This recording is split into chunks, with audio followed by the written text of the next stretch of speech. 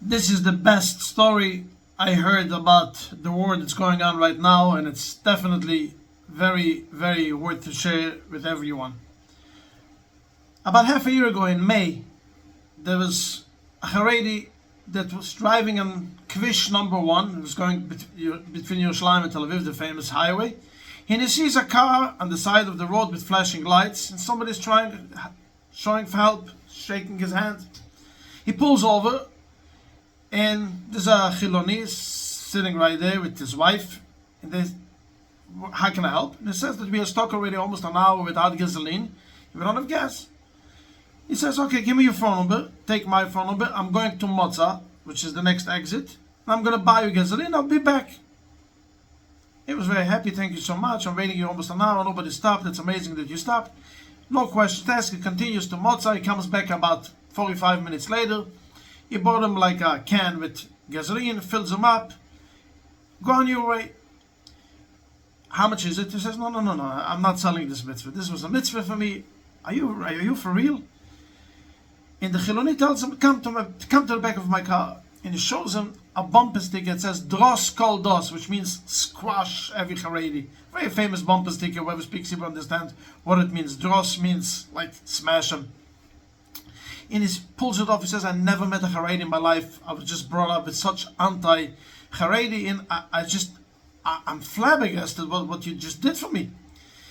And he says, don't worry about it. Ahavat Israel, we love each other. Go on your way, have a safe trip, and that's it. And they're going.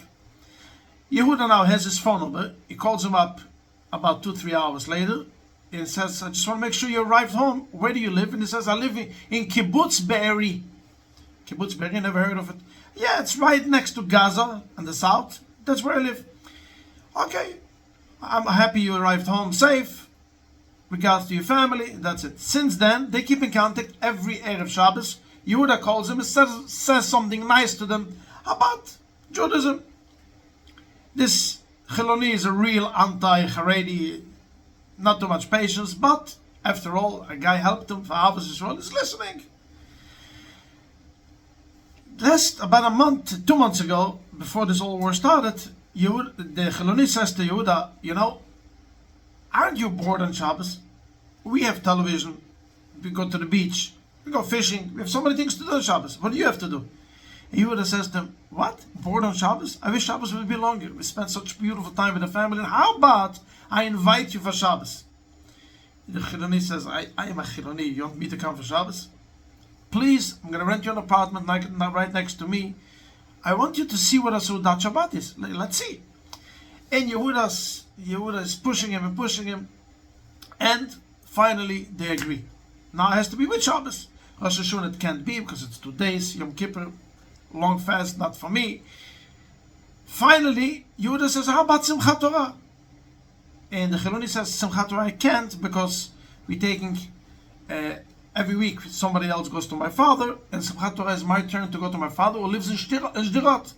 So Yehuda says, what's the problem? Come with your father, your mother, everybody, you and your wife and your kids. I rent you an apartment. That's going to be good. And they agreed. And you understand the rest of the story. Whoever keeps Shabbos, Shabbos keeps them. You know where the father of this Chiloni lives? Right across the street of the police station in Shderot. Right there. Everyone got killed over there. Father, grandfather, grandmother, father and mother and children got saved. Whoever keeps Shabbos, Shabbos keeps them. Please share.